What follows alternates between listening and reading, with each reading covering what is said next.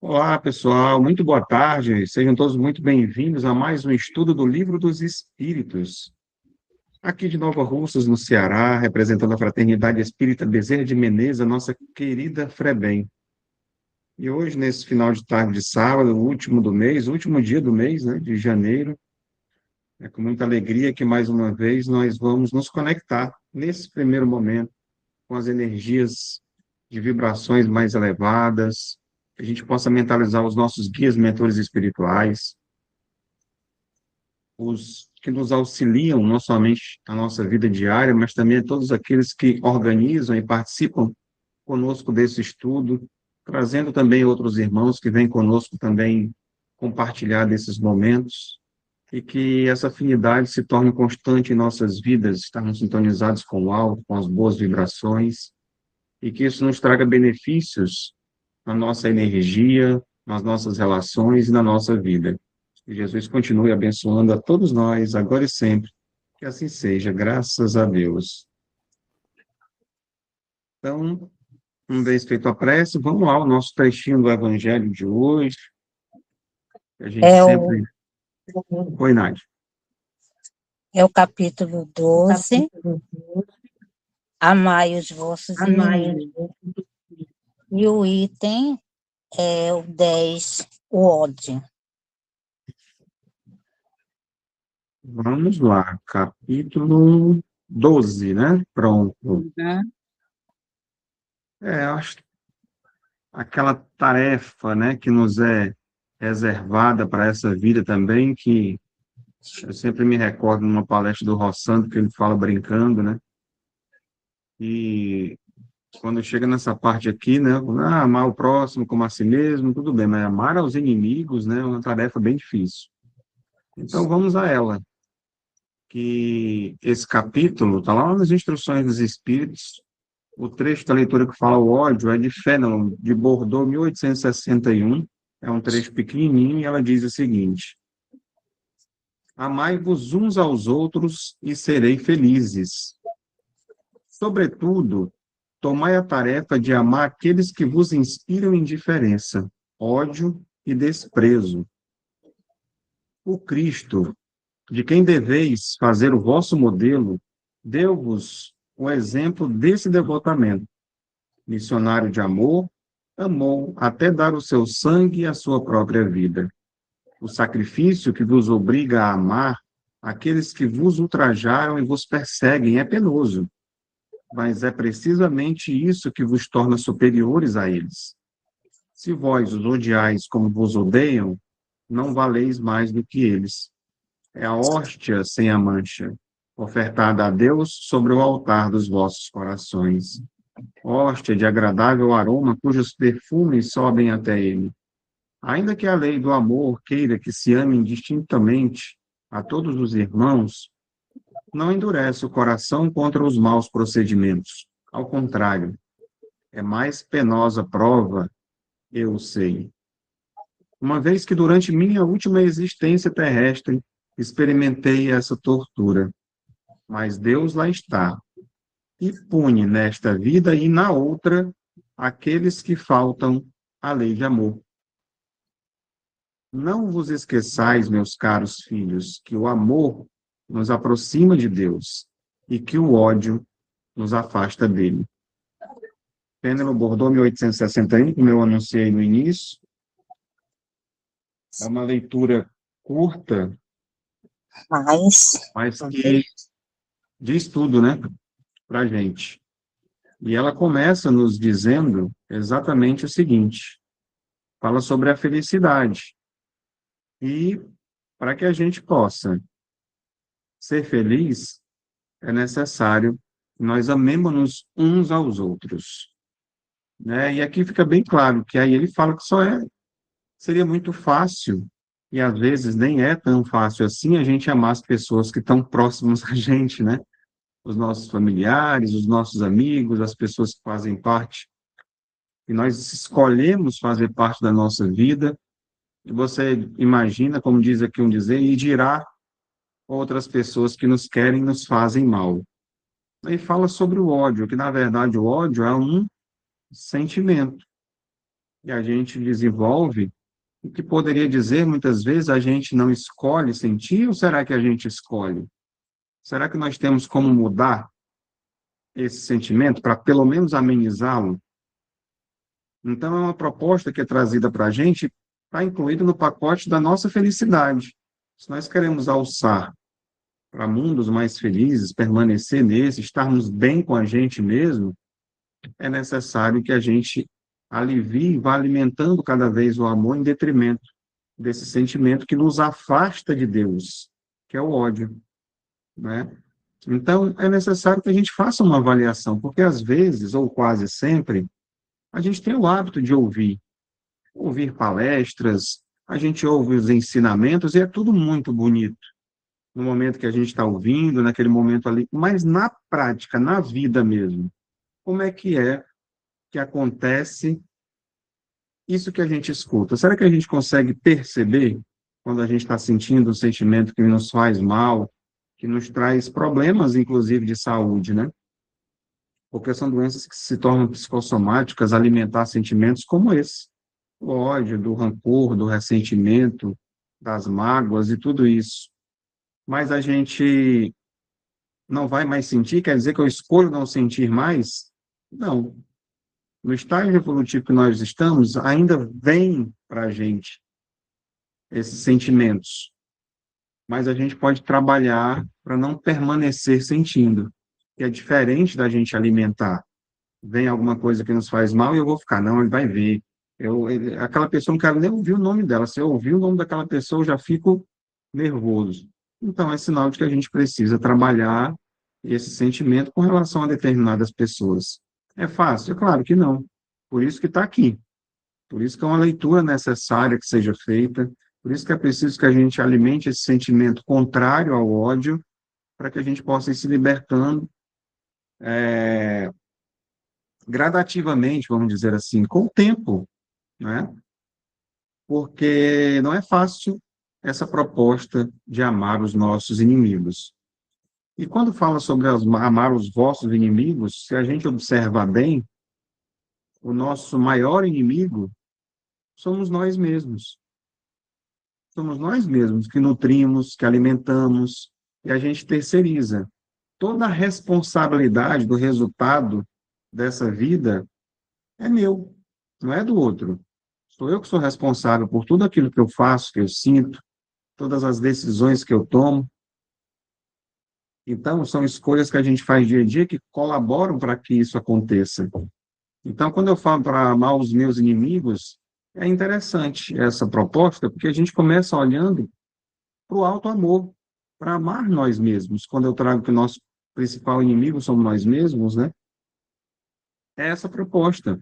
Porque é se amando, é trabalhando o eu, que a gente vai conseguir se perdoar, perdoando o próximo.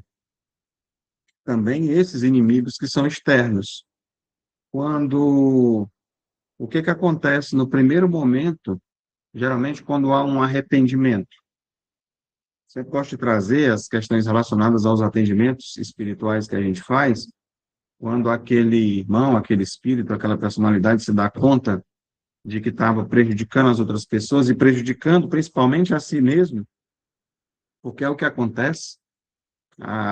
O próprio espírito, a própria pessoa se prejudica muito mais do que acha que está prejudicando os outros, e ela começa a pedir perdão para os outros e, de certa forma, se martirizar. Por que que eu fiz isso? Eu não sabia, por quê? Então, é o que a gente fala do alto amor. É preciso que se perdoe para que comece através da reparação, né, que é uma proposta do Evangelho, que é o quê? É você fazer o bem aos outros, assim como você gostaria que lhe fosse feito. Você repara através do trabalho, através do auxílio, da caridade. Afinal de contas, a frase que nos vem é aquela: fora da caridade não há salvação.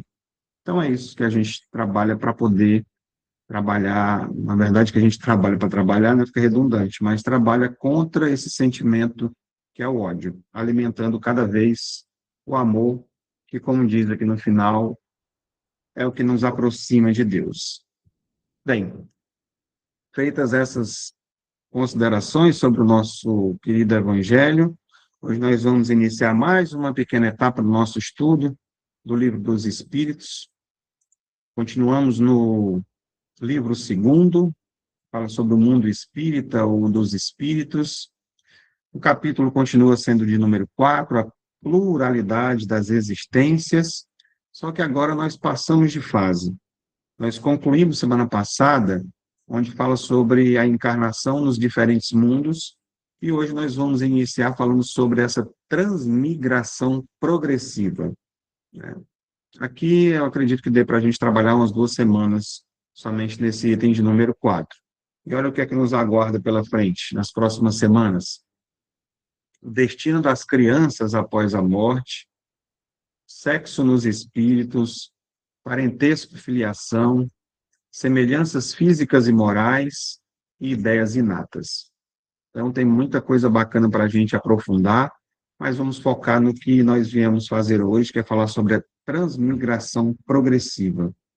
E ela vai da questão de número 189 até de 196. Começando, então, questão de número 189. E a questão é a seguinte: desde um princípio de sua formação, goza o espírito da plenitude das suas faculdades? Ou seja, desde o início, lá, quando o espírito, né, foi formado, desde o início, ele já tem todas as suas faculdades desenvolvidas? E fala mais, em toda a sua plenitude? A resposta é não. Porque o espírito, como homem, tem a sua infância também.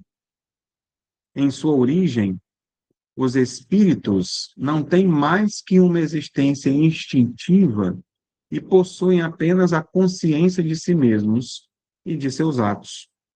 Não é senão, pouco a pouco, que a inteligência se desenvolve.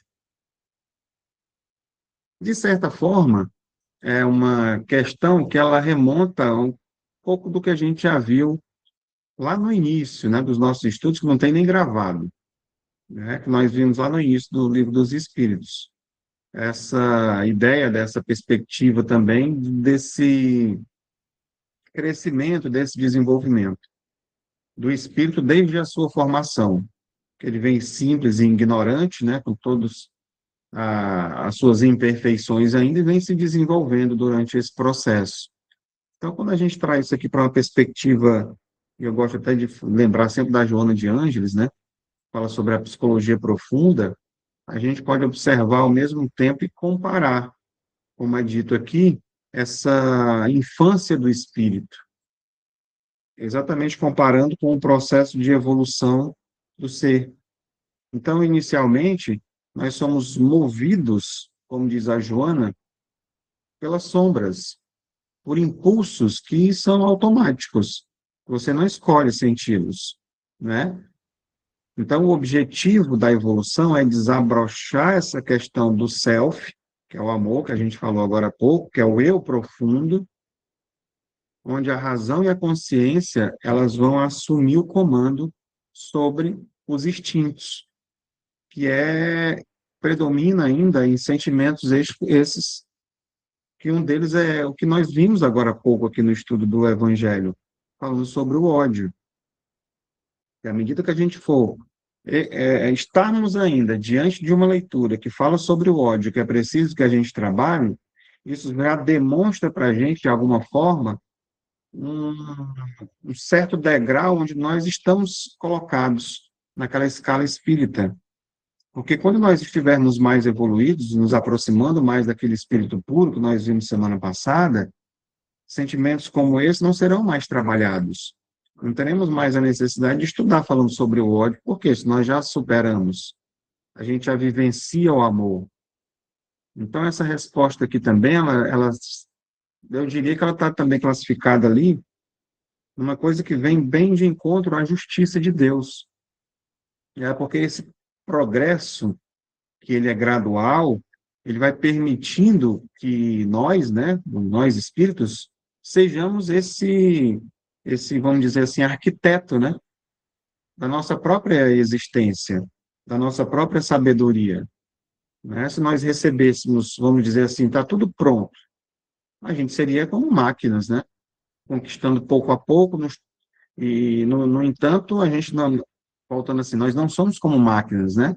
Nós participamos do processo desse desenvolvimento, e vamos dizer que co-criando com Deus esse processo de cada um de nós, de cada um na sua trajetória. Então, trazendo esse entendimento para os ensinamentos de Jesus, né, nós percebemos porque ele diz para nós termos a indulgência com os erros alheios.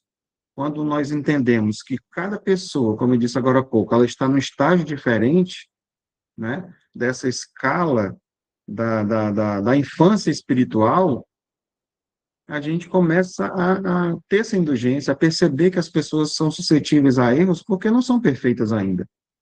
Então, na infância, né, espiritual. Então, o fato dessa inteligência se desenvolver ali gradativamente, pouco a pouco, isso não seria para a gente também uma desculpa para que a gente fique parado. Ah, já que é devagar mesmo, então eu não preciso me esforçar muito. Precisamos perceber que cada existência nossa é uma oportunidade para que a gente possa acelerar esse processo. Através de quê? Dos nossos estudos, afinal de contas, fala sobre a inteligência também, desse nosso esforço próprio de se desenvolver, né? Então, essa perspectiva traz para a gente que nós estamos voltando para aquela história da sala de aula.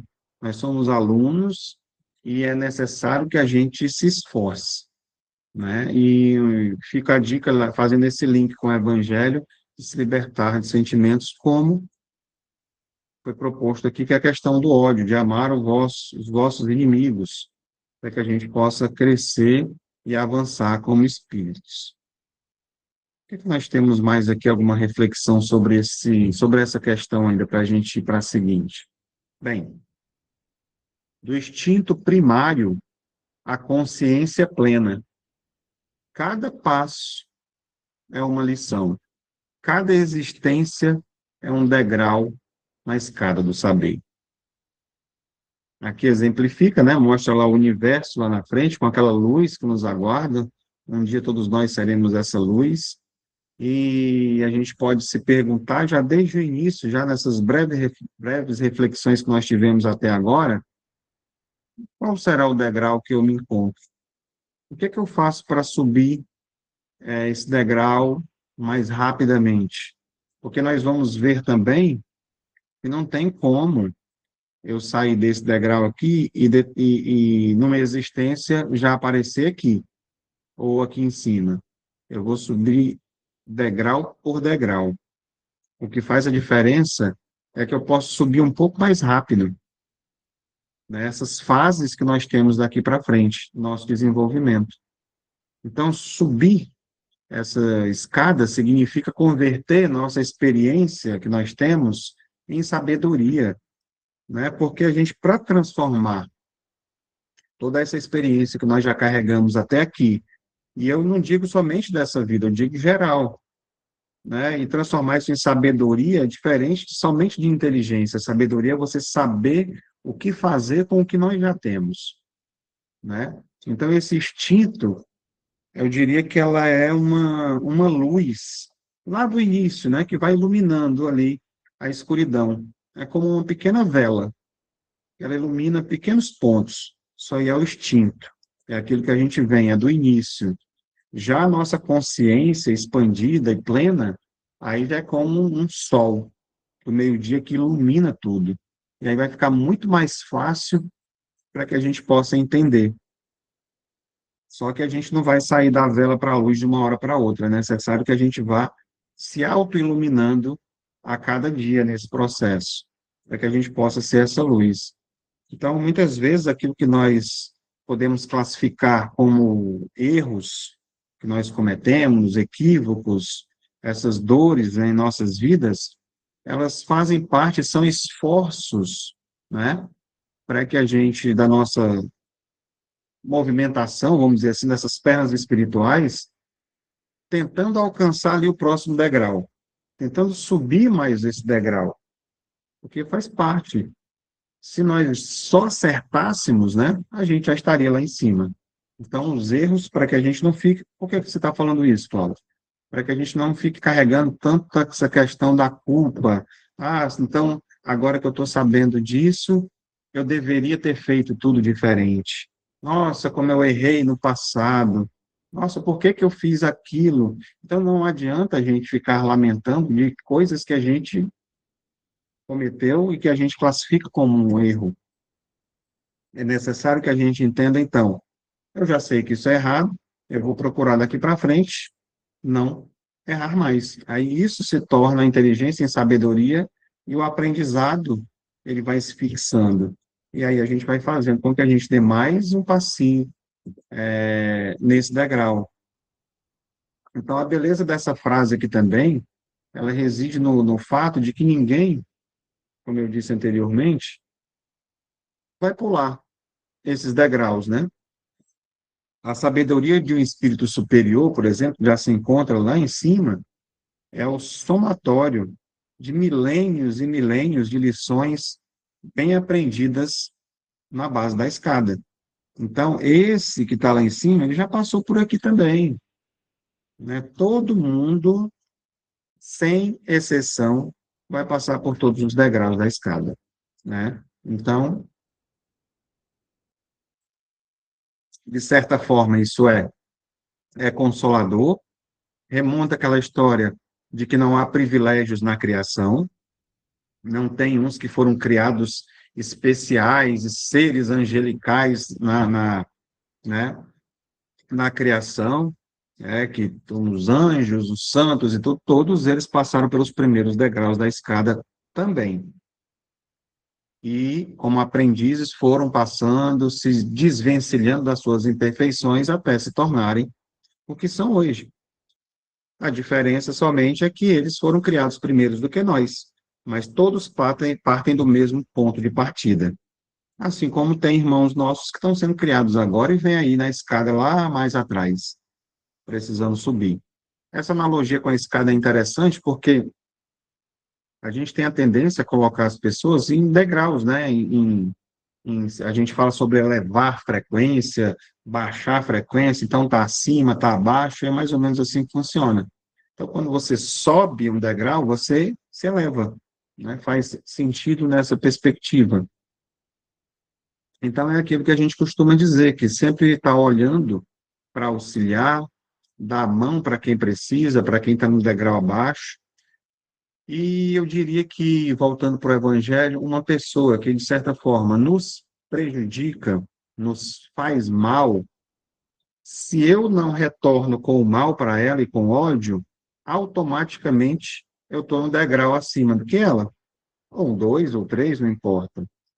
E às vezes você vai se colocar na mesma frequência e aí você percebe que não está no degrau, que está no mesmo daquela pessoa. Porque você não desce, você já está lá. Então é importante que a gente, ao perceber isso e não retrucar, voltar com a outra face, como Jesus falou, que é da compreensão, do amor, não retrucar, procurar trabalhar as energias nesse sentimento, você pode estar ajudando também essa pessoa a sair dessa estagnação ou desse ponto onde ela está no processo evolutivo e também evoluir. E aí é onde acontecem a questão dos perdões, das reconciliações, né? Afinal de contas, nós estamos aqui para isso. Dito isso, vamos seguir em frente para mais uma questão agora, sempre deixando claro para vocês, quem participa aqui ao vivo com a gente, no estudo através do Meet, aos sábados, pode participar, fazendo questões, perguntas, ou colaborando também, tá bom? Questão de número 190, transmigração progressiva. É a seguinte: qual é o estado da alma em sua primeira encarnação? Olha aqui a pergunta: como é que se encontra essa alma aí, esse espírito encarnado nesse processo? O estado da infância na existência corpórea. É como uma criança. Sua inteligência apenas desabrocha. ela se ensaia para a vida. Então, esse está falando sobre a questão da alma, né, do espírito encarnado. A primeira vez que ele vai vir numa encarnação. Então, é a infância, um recém-nascido, que ali se encontra com um corpo físico já, mas, comparando, ele depende, ele não sabe de nada, só tem instintos, né? Então, quando a gente vai dar um mergulho mais profundo aí nessa primeira encarnação, é o momento em que a gente vê lá no início, né, nos primeiros capítulos, nas primeiras questões do Evangelho, do Livro dos Espíritos, desculpa, fala sobre a mônada espiritual, a gente trouxe essa perspectiva dessa centelha que tem dentro de nós. Então, começa a construir ali, a se moldar o seu perispírito de forma mais definida, através desse contato com essa matéria bruta que faz parte do nosso planeta. Então, ali dá aquele molde daquele corpo. Então, é um estado de pureza, mas uma pureza de ignorante ainda, assim, no sentido de conhecer as coisas ainda. É uma criança. Então, eu diria que naquele primeiro momento ali, ainda está completamente ligado ainda aos instintos, né? Muito distante ainda do que nós estamos hoje já, inclusive. Eu já ia colocar logo o anjo, que são os extremos, né? Mas nós estamos muito distantes já temos milênios e milênios, vidas, centenas de vidas já, desde quando nós que estamos aqui estudando hoje, tivemos a nossa primeira encarnação. Mas são muitas, né? Então, quando a gente fala sobre esse despertar do eu, é como se fosse isso. Você começa a despertar o eu nesse, vamos dizer, nesse mundo, nesse oceano ali de sensações. E quando a gente traz, eu sempre gosto de trazer a Joana, né, psicologicamente falando, é o estágio de total dependência, onde a alma ela está sendo alfabetizada pela vida. E ela vai aprender realmente no tranco, levando porrada, nos relacionamentos, é na história do eu, aí tem muito egoísmo ainda que vai se desenvolvendo nesse processo, até a gente chegar no momento em que a gente vai entendendo o que está acontecendo, porque ali, nesse início da formação, ainda é uma criança, né? Então, refletindo um pouco mais sobre isso, ninguém nasce mestre. A perfeição é o destino, mas o ensaio é o ponto de partida necessário para todo espírito. Então, precisa começar, né? Até os maiores, como a gente vem para essa perspectiva, até os maiores gênios, os santos da humanidade, já tiveram a sua primeira vez, como eu falei anteriormente, tateando aqui na vida de forma bem rudimentar, como pessoas das cavernas lá, antigas, como a gente vê nos mundos primitivos. Então, essa frase, volto a dizer, ela toca nesse ponto da justiça divina e da lei do progresso automaticamente, né? Justiça porque todo mundo parte do mesmo ponto. E a lei do progresso porque todos começaram lá e um dia a gente vai evoluindo ponto a ponto, a história da escada. E esses ensaios são exatamente as nossas personalidades passadas, né, as nossas vidas, com todos aí os seus dramas, os seus tropeços, os seus aprendizados, né, tudo que a gente já passou para chegar até aqui. Então, o ponto de partida é aquela simplicidade ali, vamos dizer, absoluta, e o destino é essa integração total com a lei de Deus. Ninguém nasce mestre porque a maestria ela exige experiência, exige tempo, né? A gente observa qualquer coisa que a gente vá tentar fazer aqui, quem já não nasce com o dom ou já aprendeu em outra vida, vá, por exemplo, tentar tocar um instrumento musical que você não sabe.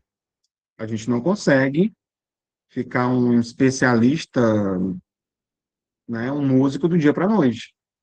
A gente vai precisar assistir às aulas, treinar, erra os acordes, tenta de novo. Quem vai tocar o violão vai fazer calo nos dedos, e aquela coisa toda, até você aprender e se tornar ali um músico medíocre ainda. Para você se tornar um mestre, um cara ótimo, precisa de muito exercício, né? Então, isso serve também para a nossa vida. Então, só sabe o que é a luz, né? O que é a luz de verdade, aquele que já passou pela sombra. Então, nós estamos vivenciando todo esse aprendizado que vai nos dar o suporte aos alicerces de nós nos tornarmos luz no futuro. Só valoriza o equilíbrio aquele que já experimentou a queda, não, né? Então, é mais ou menos isso. O ensaio é o laboratório, vamos dizer assim, onde o espírito transmuta toda essa ignorância lá do início da criança em sabedoria. Então, nós podemos encontrar também aqui nessa frase, um certo consolo, né? Observando que essa frase, ela serve também para aliviar o que eu falava agora há pouco, sobre essa questão da culpa excessiva, muitas vezes. Porque nós cobramos uma perfeição para a qual ainda não temos maturidade. Ainda nós não conseguimos, não tem como a gente ser perfeito agora. Não justifica, não é claro, não é justificar, não. Então eu erro porque eu ainda não sou perfeito. Então eu posso errar à vontade. Não é isso, a gente tem que perceber o que é que a gente ainda precisa, perceber aonde que a gente ainda erra, porque os erros eles já estão automatizados, eles fazem parte. Não é que eu vá escolher errar porque se justifica, não é dessa forma. É interessante que a gente reflita sobre isso. Mas quando eu errar, que eu perceber que isso aconteceu, eu ter maturidade suficiente para entender, beleza, errei, vou procurar não repetir esse equívoco, procurar avançar mais, porque está atrasando o meu processo. Entender que nós estamos nessa fase, como a outra frase diz, sobre o ensaio, né? E isso dá uma paciência maior para comigo e com o próximo também. Então, quando a gente traz essa perspectiva de que também a leitura disse que Jesus é o nosso modelo, Jesus é o nosso guia, né? Ele também passou, né, eras imemoriais, não nem para saber quando, mas ele passou pelo seu ponto de partida também, né? Algumas pessoas de outros segmentos religiosos ficam espantados com essa perspectiva que a gente traz, que o Espiritismo também traz, sobre Jesus não ter sido criado um Cristo planetário já, esse ser de luz, que ele também foi como a gente, né? Que ele também passou pelo processo também, que já errou uma vez há trilênios atrás, sei lá quando, né? Mas é exatamente isso. Exatamente quando a gente traz essa perspectiva que todos nós não existem seres privilegiados no universo. Então, nosso mestre, nosso modelo, nosso guia, ele só é modelo e guia porque ele sabe, porque ele já sentiu, porque ele já viveu e já superou tudo isso. Então, ele tem autoridade para nos ensinar, para poder mostrar para a gente o quê? O caminho. Então, isso nos aproxima do divino e vai mostrando para a gente que o caminho que ele trilhou está aberto para todos nós. Então,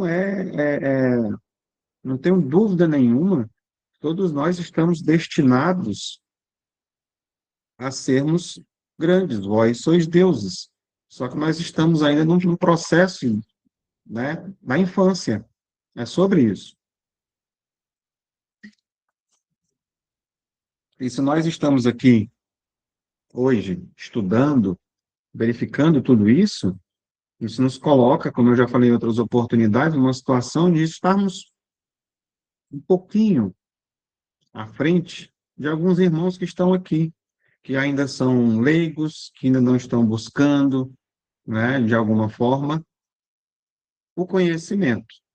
E aí o conhecimento aliado, a gente vai ver mais à frente a pouco, acredito que vai dar tempo, ver essas asas do conhecimento e do amor que vão fazer com que a gente realmente alce voos cada vez mais altos, né? Então vamos para a questão seguinte, a de número 191, e ela diz o seguinte: As almas dos nossos selvagens são almas em estado de infância? Olha a pergunta, né? Porque nós já estamos, como eu disse anteriormente, um pouquinho mais evoluídos. Nós já não estamos mais naquela infância. Já estamos mais ali como, vamos dizer assim, quase como adolescentes dentro do processo. Não sei se vocês, alguém aqui está presente, eu acredito que devo lembrar de uma palestra que eu fiz, que nós trouxemos aquela perspectiva dos mundos habitados. Estamos falando sobre a pluralidade das existências, né? Já falamos sobre a pluralidade dos mundos habitados.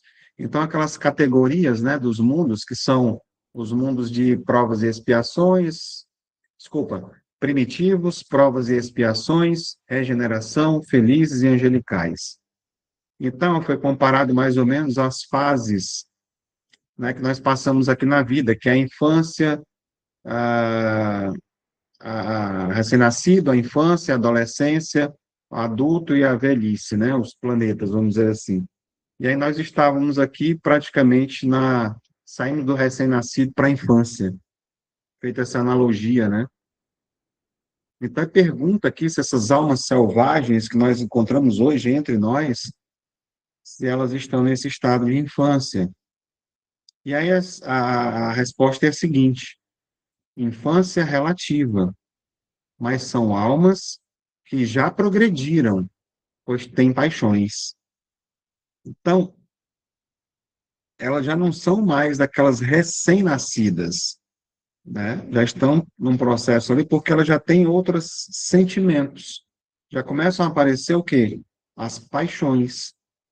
Que hoje, para a gente, nós, que já não estamos nessa fase ali dos selvagens, nós já estamos trabalhando para se libertar das paixões e partir para um outro sentimento maior, entendeu? Então, segue uma questão dentro dessa mesma questão. As paixões são, pois, um sinal de desenvolvimento, sim, mas não de perfeição. As paixões são um sinal de atividade e da consciência do eu. Enquanto que, na alma primitiva, a inteligência e a vida estão em um estado de germe. Então, elas já estão lá, mas não se manifestaram ainda, né? Elas ainda vão se manifestar no futuro. Então, e é interessante que traz essa posição aqui de que a paixão no desenvolvimento, sim, mas não quer dizer que seja perfeição, longe disso, porque é uma etapa, é mais um processo. Você sai daquele ali e passa a ter paixões. E depois, como eu falei anteriormente, a gente vai trabalhar para se libertar dessas paixões. Se nós formos aprofundar com uma visão, mais uma vez, psicológica, espiritualista, psicologia espiritualista, vamos dizer assim, entendemos que a paixão ela é uma energia do nosso psiquismo que ela vem em ebulição, né? Então, o progresso não é uma linha reta que vai assim da ignorância partindo para a santidade, né? Ele passa obrigatoriamente pelo estágio de turbulência, que seria que mal comparado com a adolescência, né? A adolescência muitas vezes é toda conturbada, cheia de hormônios, tem aquela coisa mais rebelde, né? Que geralmente o ser humano passa. Então, passa por esse processo de oscilação, de altos e baixos, descaminhos, e você volta de novo. Então, com a vida do espírito também é mais ou menos assim que acontece, né? Ter paixões vai provar para a gente que o espírito ele está vivo, consciente de sua individualidade, né? Que ele não é igual a todo mundo, é diferente, e já não apenas ele vai reagir ao meio onde ele, né? Onde ele vive, né? Ele, na verdade, ele quer o meio, ele já não faz mais parte, não, você quer, é meu e tal, aquela coisa do egoísmo mesmo, né? Muito forte, naquela parte da força. Então, o problema, eu diria que, trazendo para o hoje, não é nós sentirmos essa questão da paixão, mas a incapacidade que ainda nós temos de governá-la, né? De a gente dominar o eu, as nossas vontades egoísticas, vamos dizer assim, voltada para o eu, para o eu, para o eu, e não pensar no próximo, né? O selvagem, seja ele das florestas, das cidades modernas, né? Pois o termo aqui, na verdade, é um termo moral. Muita gente aí que está já desenvolvido intelectualmente, mas continua ainda selvagem, vamos dizer assim, comparando aí, vamos dizer, com um carro, ele já tem a força de um motor, né? Que é a paixão, para movimentar, mas ainda não tem o volante, que é a razão e a moral. Então ele vai descontrolado. Tem a força de seguir, mas não tem ainda a direção correta, né? Então precisa da razão, da moral, para poder educar esses sentimentos, a paixão que a gente vai sentindo e transformando ela, né? Para que a gente possa crescer e evoluir. O ódio, como foi trazido no Evangelho, não seria um desses sentimentos que a gente nutre, né? Favorecendo o porque fizeram isso comigo, então eu fiquei com ódio daquela pessoa, necessário transmutar, né? Então, onde há paixão, há um eu que começa a querer. O desafio do progresso é transformar esse querer em amor. É o que eu estava falando agora há pouco. Demonstra aqui como se fosse esse vulcão em erupção, está aparecendo na imagem aqui, né? Descontrolado, é fogo, né? E ele vem descendo até que no processo ele vai se transformando aqui em água, vai se transformando, e aí você começa a essa água a transmitir, a dar flores já, né? Já muda a situação. Então, essa transição que acontece dessa vontade, vamos dizer, egoísta que eu trouxe, né, que é a paixão, para a vontade altruísta, que é a caridade, mostra que a base da virtude é a mesma energia da paixão, só que ela é canalizada, ela é direcionada para o bem. Então, aqui a gente já falou um pouquinho sobre a imagem, então, quando nós trazemos esse olhar para o nosso momento agora presente, né, nós verificamos, por exemplo, a gente costuma colocar nos nossos tratamentos como patologias, né? Às vezes a pessoa pergunta, o que é patologia?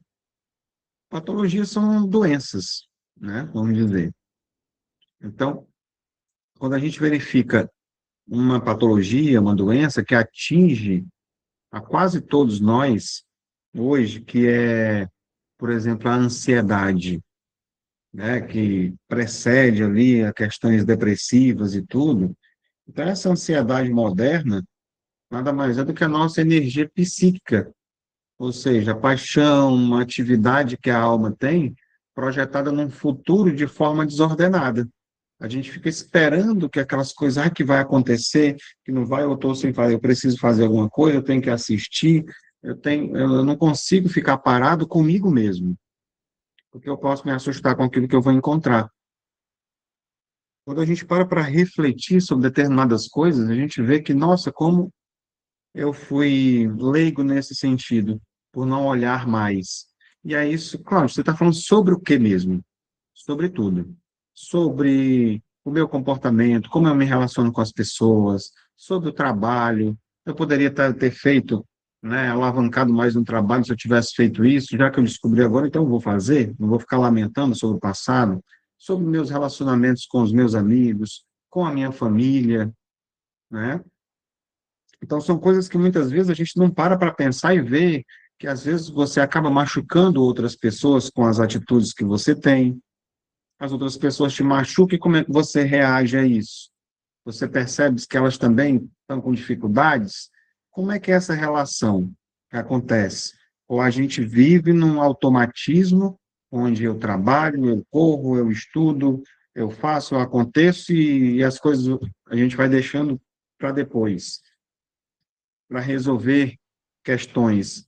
Porque quando a gente não resolve, não dialoga quando elas estão pequenas, elas vão se tornando cada vez maiores. E aí chega um momento que você diz assim, nossa, não sei por que que chegou nesse ponto, né? Então, são essas reflexões que a gente traz para fazer.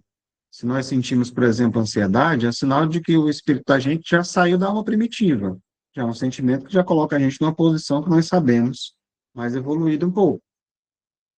Se nós temos metas, desejos, né? E aí vem a questão da consciência do amanhã, que nós também já desenvolvemos, nós temos essa consciência. E aí o sofrimento ele surge porque a nossa vontade, e muitas vezes querer tudo muito rápido, conquistar tudo de uma hora para outra, seja bens materiais, seja a própria saúde, se libertar dessa dor, mudar determinada coisa que está acontecendo comigo agora, que está me inquietando, quero me livrar disso, né? Então, tudo isso, essa nossa vontade de querer tudo muito rápido, corre mais rápido que a nossa capacidade moral de aceitar o tempo e as nossas próprias limitações. E aí isso gera um certo conflito, né, no processo. Então, nós somos selvagens, vamos dizer assim, hoje, em relação à tecnologia, né? Tecnológicos que ainda não aprendemos a domar a nossa impaciência. Nós queremos tudo muito agora, a história do imediatismo. E aí, então, nós chegamos também trazendo para os vícios, que também são paixões. A busca por um alívio, né? Nessa questão do instinto. Então, os vícios vêm de todas as formas aí, os digitais, como eu falei agora há pouco, vícios químicos e até emocionais. São tantos que a gente usa, muitas vezes, como muletas, para que a gente possa se sustentar diante dessa, desse processo que nós estamos vivendo agora. Então, é só observar, todos nós temos alguns deles. Pessoas que colocam as muletas como atividade física sem, né, sem parar, vou fazer porque ficar naquele próximo, não consegue parar um pouco. Utilizar-se da meditação também é uma coisa muito boa, o contato com a natureza, né?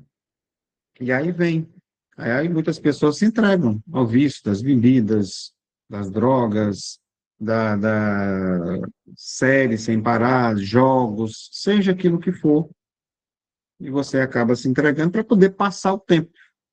Tem gente que diz assim, eu vou usar isso aqui para poder passar meu tempo. E por que que eu não posso aproveitar o meu tempo?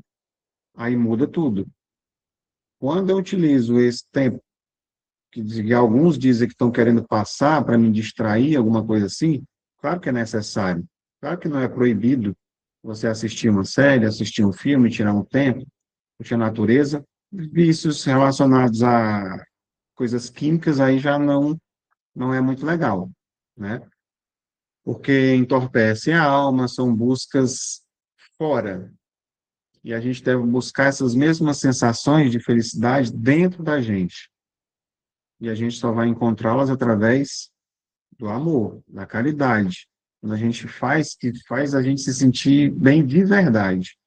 E isso só sabe quem já viveu, quem já sentiu isso. Quem ainda não, vai chegar o momento também. E aí você consegue substituir coisas que são doentias ou vícios por coisas boas que fazem bem para a saúde. É igual você se libertar de frituras e começar a comer com mais frutas e mais verduras. Se alimentar de forma melhor. Você alimenta melhor o teu corpo. E o espírito?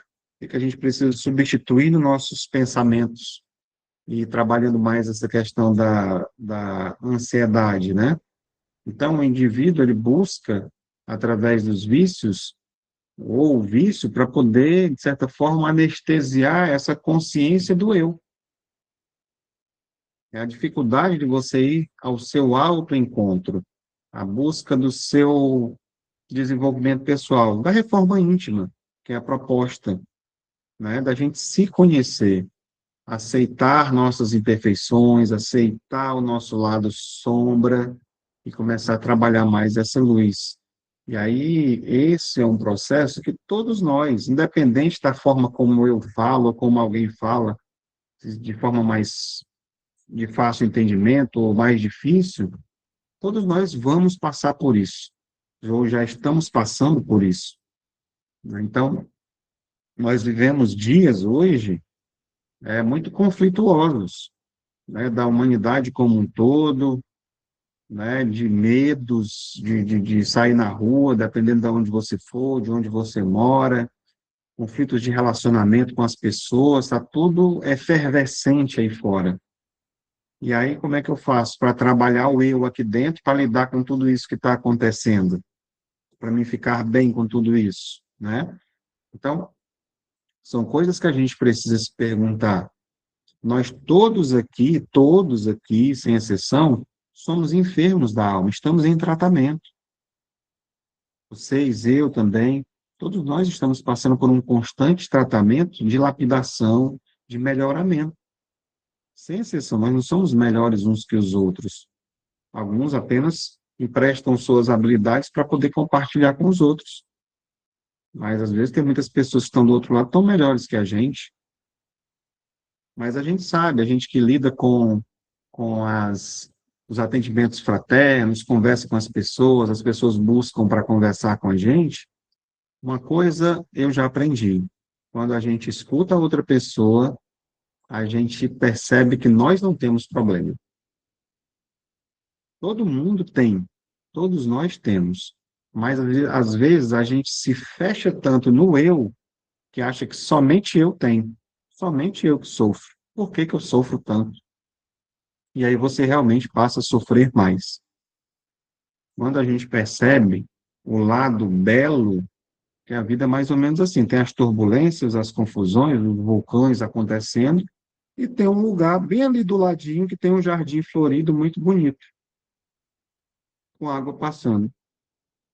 E isso está aqui dentro também, na nossa cabeça. Às vezes a gente está lá com aquele vulcão em erupção dentro da cabeça da gente, cheio de problemas, só que dentro desse mesmo local a gente pode parar, respirar, fazer aquela dinâmica sozinho, pensar em Deus, desacelerar um pouco, agradecer por tudo que a gente já conquistou, até onde nós chegamos, e o que é que nós temos à nossa disposição de ferramentas para continuar crescendo e nos desenvolvendo, né?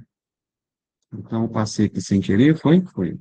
Voltando para cá, para a gente poder finalizar para seguir em frente, né? Então, aqui a gente pode, para poder finalizar realmente aqui essa questão, né? E eu diria que o vício também é uma energia, né? É uma energia de progresso que travou, né? Exatamente, dona Regina. Estava vendo aqui os comentários, né? Exatamente. Agradecer mais do que reclamar. Se nós estamos aqui, abrimos os olhos hoje pela manhã, já é motivo de agradecimento. O problema todo mundo vai ter. E aí a gente acaba, quando a gente vai perceber, faz igual o Chico. Já passou. Eu fico vendo, não sei se vocês têm acesso ainda, é claro que tem algumas coisas que persistem, mas pelo menos no meu caso, quando eu vou fazer um tratamento de patologias, porque com certeza eu já fiz mais do que vocês, tá?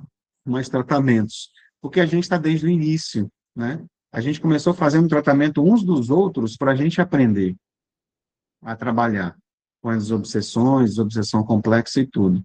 Então já foi feito muitos tratamentos meus. E quando eu pego as fichas de patologias minhas lá do passado, eu vi que muita coisa já não tem mais, né? A gente já foram curadas e tem novas coisas a serem tratadas. Aí vai vindo mais para o lado também do emocional, outras coisas físicas, somem uma e vem outras. Mas aquelas que eu chorei lá atrás, que eu sofri por elas, já passaram, já não tem mais. Olha, nossa, essa ficha aqui não tem mais nada disso aqui, né? Então, passa, tudo passa, né?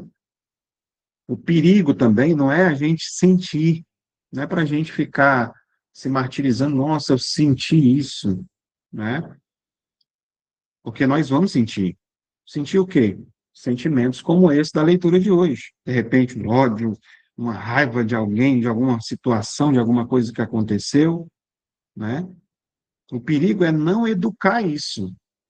Muitas pessoas com certa até religiosidade, né, sofrem porque sente raiva, porque sente inveja, porque sente desejo, se achando que são pessoas más, né?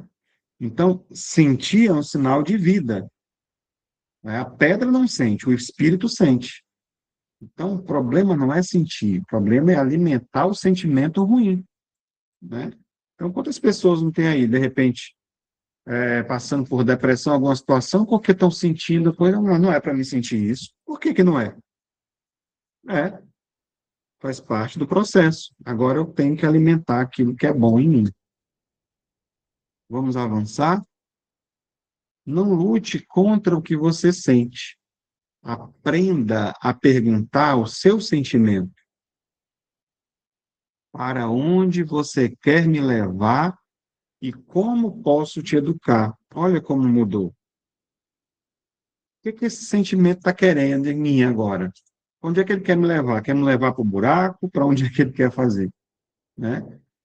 E aí pergunta, como é que eu posso educar esse sentimento? O que é que eu tenho que mudar para que ele, que eu já percebi que não é bom para mim?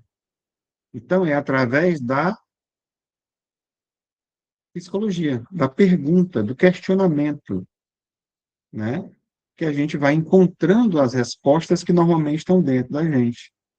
Educar é uma obra necessária, como aquele um marceneiro que recebe uma madeira bruta, né, cheia de farpas ali, o espírito, ele percebe suas paixões brutas, o que é que a gente precisa ajustar.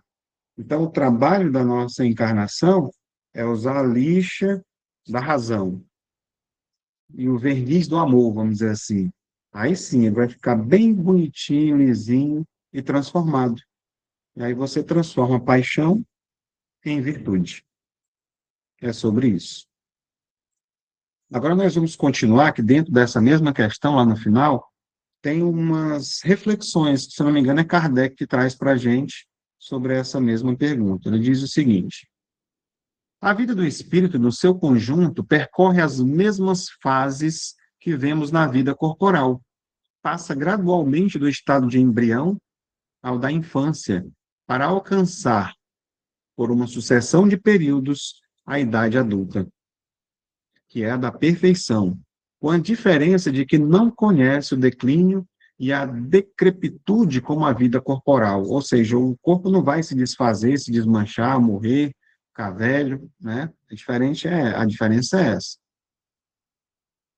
Que essa vida que teve começo não terá fim, que é preciso um tempo imenso do nosso ponto de vista para passar da infância espírita a um desenvolvimento completo. E seu progresso se realiza não sobre uma só esfera, mas passando por mundos diversos.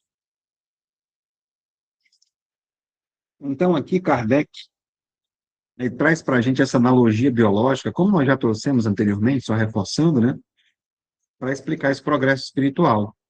O ponto-chave aqui é o processo linear ascendente. As fases, né? O embrião, a infância, a adolescência, a idade adulta, a perfeição chamada, né? Ele faz essa correlação, como eu trouxe anteriormente. Quando ele fala aqui sobre essa questão sem declínio, diferente do corpo que atinge aí esse ápice e decai até a morte, o espírito atinge a idade adulta, só que ele continua em plenitude. Não tem esse negócio da morte, como eu falei, né? A sabedoria, ela não envelhece. Na verdade, ela cada vez mais ela se expande. Então, além do progresso não ocorrer apenas na Terra, que no final ele traz essa perspectiva do universo, dele ser uma rede muito grande de escolas, né, que são esses mundos, alguns que a gente conhece aqui, né, olhando muitas vezes a olho nu, cada uma delas adequada exatamente ao nosso nível de aprendizado.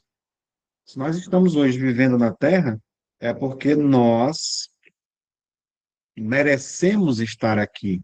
nesse momento, nesse processo todo de aprendizado que está acontecendo agora. Então, tudo isso que está acontecendo está sendo mostrado para a gente através da nossa tela, dos nossos sentidos, elas servem de aprendizado. Quando nós colocamos as nossas patologias, os nossos sentimentos, tudo isso ali são pequenos mestres mostrando para a gente, e a gente quer que sejam tratados de forma externa, mas é necessário que nós tratamos também de dentro para fora. Continuando aqui a leitura de Kardec, para finalizar, diz o seguinte: a vida do espírito se compõe, assim, de uma série de existências corporais, sendo cada uma, para ele, uma oportunidade de progresso. Da mesma forma que cada existência corporal se compõe de uma série de dias em cada um dos quais o homem adquire um acréscimo de experiências e de instrução. Todavia, da mesma forma que na vida do homem existem dias que não produzem fruto, a vida do espírito há existências corporais sem nenhum resultado, porque ele não a soube aproveitar. Olha só a comparação, né? Importante dizer, primeiramente, que o espírito, ele não retrocede em conhecimento, mas ele pode estacionar. E aí ele vai prolongar ainda mais o sofrimento pela falta de esforço em aproveitar as oportunidades. O que disse aqui? Que da mesma forma que aqui a gente na vida tem dias, por exemplo, hoje eu não fiz nada da vida, não produzi nada, fiquei parado, fui um zero à esquerda. Isso acontece com a gente no nosso processo em vidas completas, né? Tem vidas nossas que nós já tivemos, espero que essa não seja uma delas, né? Que a gente esteja crescendo, evoluindo, acredito que sim, mas já tivemos vidas que não serviram para nada em evolução do espírito, não contribuíram, não regrediu, mas estacionou, ficou na inércia, né? Então, isso pode até assustar a gente. Nossa, mas uma vida inteira jogada fora, uma vida toda que serviu como uma experiência do que eu não devo fazer. Aí isso quer dizer que nessa vida eu não devo, às vezes, tirar um tempo para me descansar?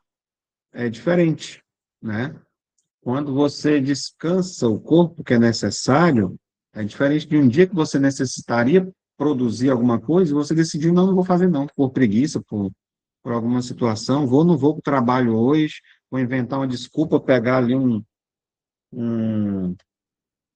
atestado, né, como diz, pago um atestado médico, não vou trabalhar e hoje eu não quero fazer nada. Você está no bem de saúde. Então, você negou uma atividade que você poderia fazer. Mais ou menos acontece com existências nossas. A pessoa vem e ela se entrega completamente aos vícios, às paixões e a tudo que é negativo e deixa de aproveitar a oportunidade e crescer e se desenvolver. Então, aquela vida que ele acha que aproveitou a vida, na verdade, ela foi jogada fora, né? Tem que vir de novo e passar mais tempo por esse processo sem evoluir, sem ir em busca da saúde, da felicidade completa. Então, aqui, também um olhar que não se trata somente da gente fazer coisas más, vamos dizer assim, mas de não fazer o bem que se poderia, né? Então, você vem com a missão, com determinada coisa que você pode auxiliar, você tem ferramentas, você é dado os seus talentos, né? Lembrando da parábola dos talentos, e você enterra eles. Volta com os mesmos talentos, não desenvolveu mais nada.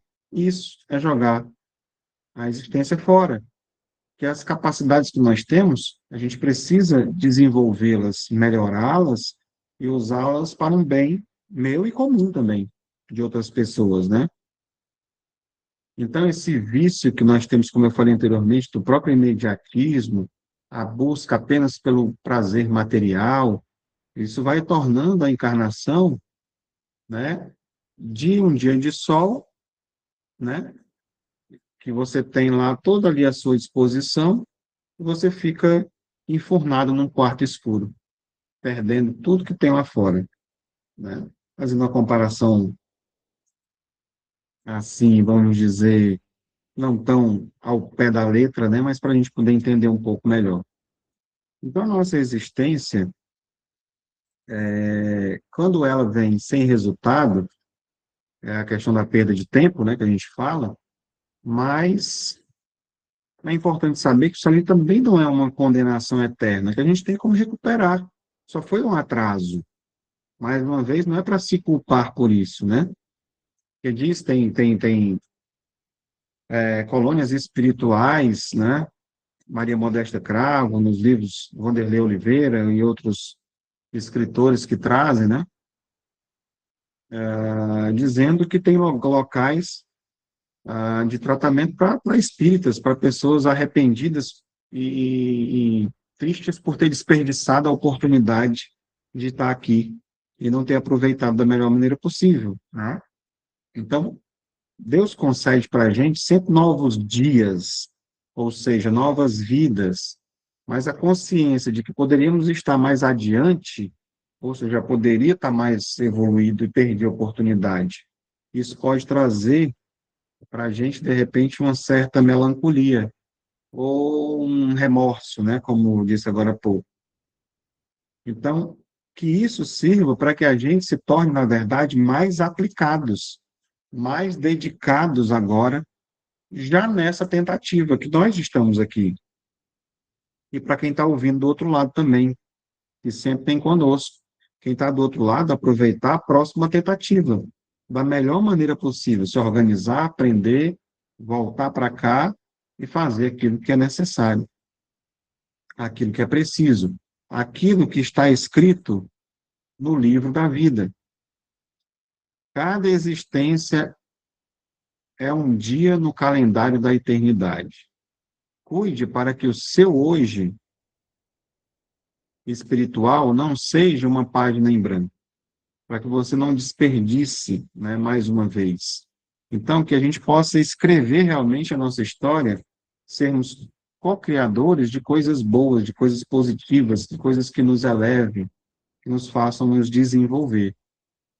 Então, não existem vidas perdidas para Deus, apenas caminhos mais longos escolhidos por quem ainda não aprendeu a caminhar. Olha só que bacana, né? Então, são pessoas que têm dificuldades. Aqui a gente vê muitas vezes os caminhos retos, né? E caminhos tortuosos. Quem será que vai chegar primeiro na luz? Aquele que vai reto ou aquele que dá voltas? Com certeza quem vai reto. Mas no estágio em que nós nos encontramos, é a normalidade, é a gente ainda titubear. Mais à frente, possivelmente, nós vamos conseguir seguir nesse caminho de forma mais concisa, de forma mais reta. Então, uma frase aqui também de consolo, de esperança, admite para a gente o erro da existência desperdiçada. Pode acontecer, mas ao mesmo tempo reafirma a paciência divina, a misericórdia divina que tem com a gente, e a certeza de que todos nós, sendo reto ou por linhas tortas, vamos chegar no objetivo. Nós chegaremos ao destino, mesmo que demoremos ali um pouco mais por uma certa negligência nossa, nunca do outro, né? Então, até aqui, né, de repente fazendo aqui um resumo, nós já descobrimos que nós começamos ali como crianças simples, tateamos na vida pelas paixões, e agora estamos aqui na idade da razão. Nós já podemos pensar, refletir. O Livro dos Espíritos, ele adverte a gente, o tempo do ensaio acabou. A gente viu agora há pouco, né? Agora, cada dia que nós temos é uma oportunidade de nós escrevermos ali a nossa história, né? E a nossa história deve ser escrita pelos caminhos que já foram mostrados para a gente por onde a gente deve caminhar. Quem foi que mostrou esse caminho? O Cristo. Então, que a gente possa não deixar que essa existência ela seja mais um dia sem fruto, né? Nessa nossa história gigantesca que nós temos pela frente, que a gente possa realmente estar caminhando fortemente no caminho do bem. Então, aqui a gente conclui mais essa questão e vamos dar tempo a gente fazer mais uma. Vamos para a questão, se vocês quiserem participar, a gente utiliza para a participação de vocês esses 10 minutos, senão a gente segue adiante para mais uma questão, tá? Só levantar a mão e, se quiserem, não se acanhem não, tá? Então, vamos lá. Essa questão aqui, ela tem uma resposta um pouquinho grande. Vou usar esses 10 minutinhos aqui. Bem, 192. Pode ser, desde esta vida, por uma conduta perfeita, superar todos os graus e tornar-se espírito puro, sem passar pelos degraus intermediários? Eu acho que eu já respondi isso aqui lá atrás, quando a gente viu aquela escadinha lá, né? Quem está lembrado vai saber a resposta. Quer dizer, a gente pode sair agora, vou fazer tudo agora, perfeito. Seguir os caminhos, tudo do jeito que Jesus me ensinou, vou perdoar, vou amar, tal. Quando eu morrer agora, eu já vou para um planeta de espírito puro. Pode? Não. Pois o que o homem acredita ser perfeito está longe da perfeição. Há qualidades que lhe são desconhecidas e que não pode compreender. Ele pode ser tão perfeito quanto o permita a sua natureza terrestre. Mas isso não é a perfeição absoluta. Uma criança, por precoce que seja, deve passar pela juventude antes de atingir a idade madura. Da mesma forma, também, o doente passa pelo estado de convalescência antes de recuperar toda a saúde. Aliás, o espírito deve avançar em ciência e moralidade. E se não progride, senão num sentido, é necessário que progrida também no outro, para alcançar o alto da escala. Todavia, quanto mais o homem avança na sua vida atual, menos as provas seguintes são longas e penosas. Consolo aqui no final, né, para essa resposta que poderia, de repente, nos assustar. Então, nós saímos de milênios de instinto e paixões desregradas, né? A vida atual agora que nós estamos, exatamente no regime, o amor cobre uma multidão de pecados. Então, essa nossa vida atual, mesmo para os mais desenvolvidos entre nós, é uma convalescência, como ele disse aqui. A gente está se recuperando de tudo isso que a gente já fez. Estamos aprendendo a respirar esse ar da ética, né? A caminhar com as pernas da nossa vontade própria, né? Através do nosso livre-arbítrio, né? E cada vez mais livres nós vamos ficando à medida que a gente vai evoluindo. A gente passa a fazer escolhas até para a nossa própria existência. Tem momentos que a gente não pode escolher, né? E essas escolhas cada vez mais alinhadas com o que o nosso mestre nos mostrou, nos guiou. Então, querer ser puro agora seria como um paciente que saiu agora da UTI, por exemplo, e quer fazer uma maratona. Então, será que ele consegue? Não dá. Precisa se recuperar, todo o processo, para ele poder chegar lá. Então, muita calma nessa hora, né? Como diz o outro. Muita calma nessa hora, porque e a gente, exatamente, esvaziando devagarinho nossas pesadas mochilas. E a cada vez que a gente vai tirando esse peso, a gente vai ficando mais leve para seguir esse caminho, sem a questão do imediatismo. Porque aqui foi uma pergunta, a gente falando sobre ansiedade, né? Agora há pouco, e será que essa pergunta não foi voltada para isso? Uma certa ansiedade, olha só, da equipe de Kardec, querendo saber, assim, se... eu fico imaginando eles formulando essas questões para os espíritos, né? Porque denota, de certa forma, uma certa ansiedade. Poxa, será que se eu fizer tudo agora, perfeito, tudo direitinho, uma conduta exemplar, eu já consigo ser espírito puro? Né? Então, não, calma, tem todo um processo para que a gente possa chegar lá. E aqui a gente mostra através dessas asas, né? Deus nos aguarda pacientemente, sem pressa. Exatamente. Aqui a gente vê simbolicamente aqui as asas, né? Uma asa, era para ter ficado mais questões aqui elaboradas, matemáticas, vamos dizer assim, de cálculos. Aqui tem mais luz desse lado, de certa forma demonstrando aqui que o espírito evolui com duas asas. A sabedoria que ilumina o caminho e a moralidade que dá força ao voo. Então, aqui enfatiza para a gente essa necessidade do equilíbrio entre o estudo e a prática no bem. Trazendo para o nosso dia a dia mesmo. Sem uma das duas, o espírito apenas gira em círculo, você imagina, né? Eu estava até lembrando agora também, comparando com os remos, uma canoa. Se você não faz o movimento correto, certinho, em equilíbrio, você vai ficar rodando com a canoa. Não é, Padre Joaquim? Nós já fomos pescar juntos, e se você não souber o movimento, você não sai do lugar. Só vai uma asa aqui e fica rodando ali. Isso aqui serve para cá também. E aí me remeteu agora a frase de Kardec: Espíritas, amai-vos. Espíritas, instruí-vos. Então, é a asa do amor junto com a asa do conhecimento. Aí a sabedoria que vai se tornando sabedoria e o amor, então, vão impulsionando a gente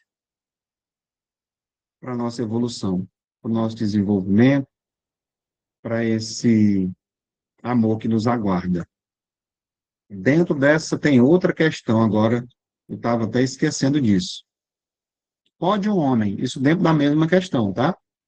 Pode o homem, ao menos assegurar nessa vida uma existência futura menos cheia de amarguras? Aqui é sim, sem dúvida.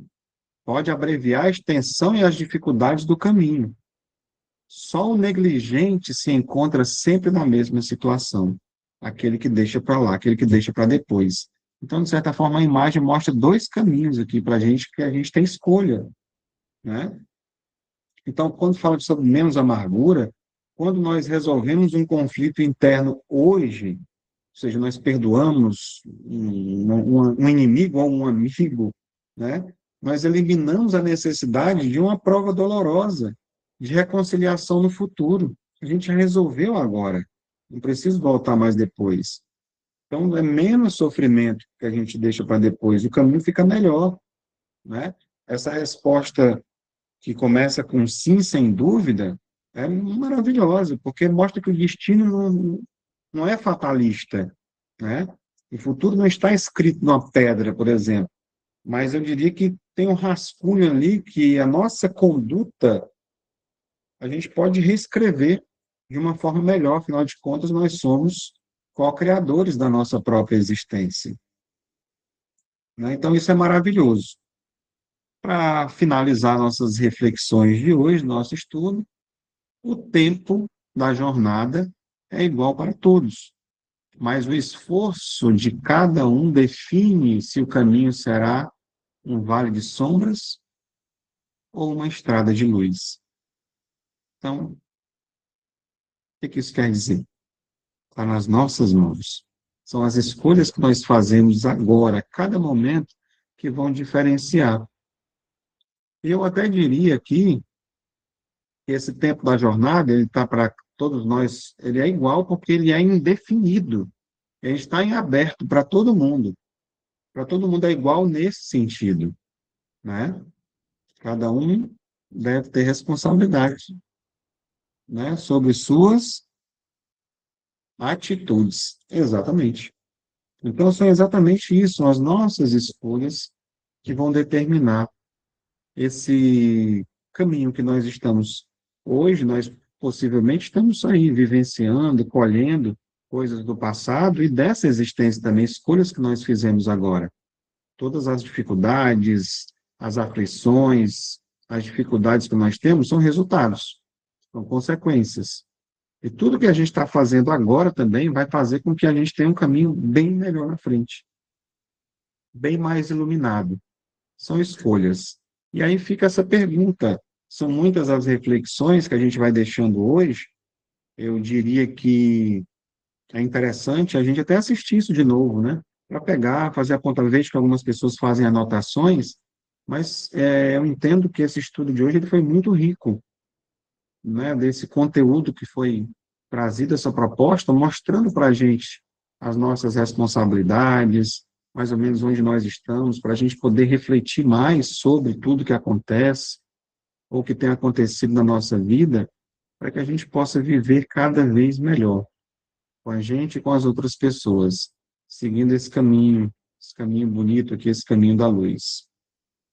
E tudo começou com a reflexão sobre o ódio, né? Está sempre interligado ali, né? Então a gente precisa se libertar desses sentimentos que nos prendem, dessas âncoras, e ir diretamente para a luz. Tomei um tempinho aqui, um minutinho, graças a Deus, agradeço a todos pela paciência e pela presença de vocês. Encerramos mais um estudo e vamos para